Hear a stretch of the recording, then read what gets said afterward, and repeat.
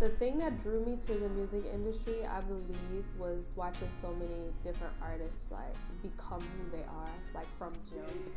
Seeing, like my parents would put me on to Michael Jackson as a kid, and just seeing his whole like legacy, and watching how he grew into something, well, a superstar.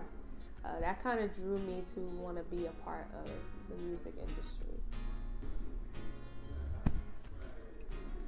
I am inspired by so many different artists. I'll name a few. Rihanna is a huge inspiration to me. Obviously Beyonce, Brandy, Janet Jackson, Michael Jackson. It's a lot of artists, so I'm not gonna go down the line, but those are like my top artists who inspire me.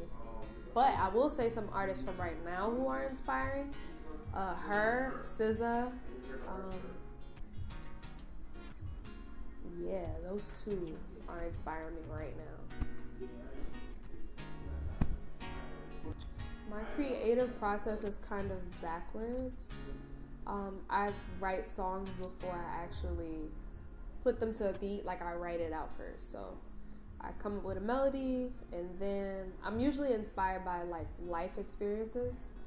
Literally, like when you hear my music you'll understand better, but I write the melody first, then I start to put words to it with whatever mood I feel at the moment, and then I ask my producer Dami, Mr. Dimension on Instagram.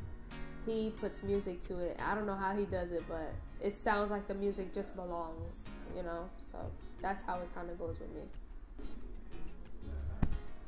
An average day for Ajanee is, right now I'm singing backup for her, so my life is a little crazy because I'm trying to do my thing and do her thing.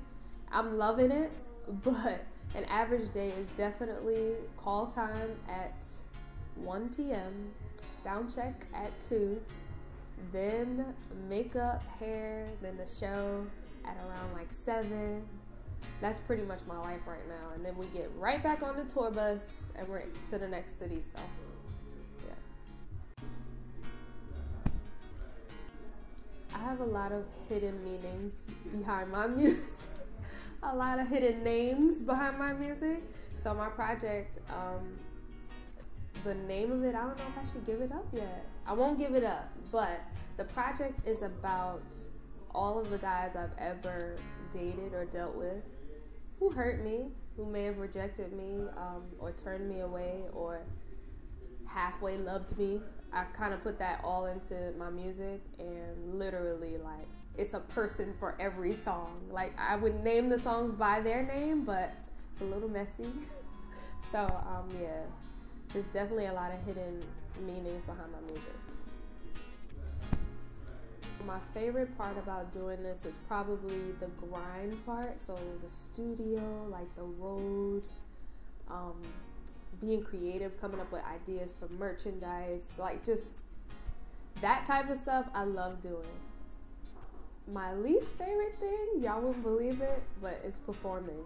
I'm such a perfectionist that I don't actually like to mess up. So performing, you never know what's gonna happen.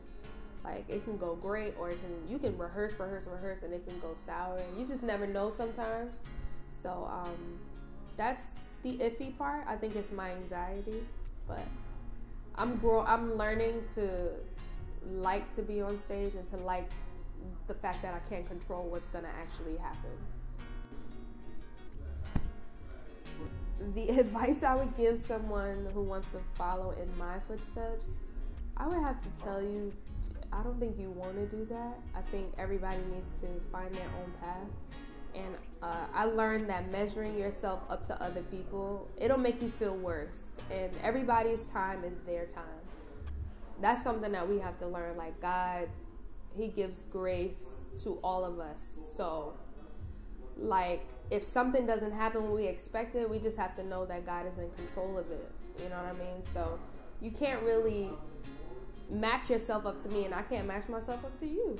You know what I mean? Like, it could take you a year to become successful, and maybe me 10 years as I'm just scratching the surface of being my own, individual artist. So you can't really follow in anybody's footsteps. I say just go for it and be yourself and be true to yourself.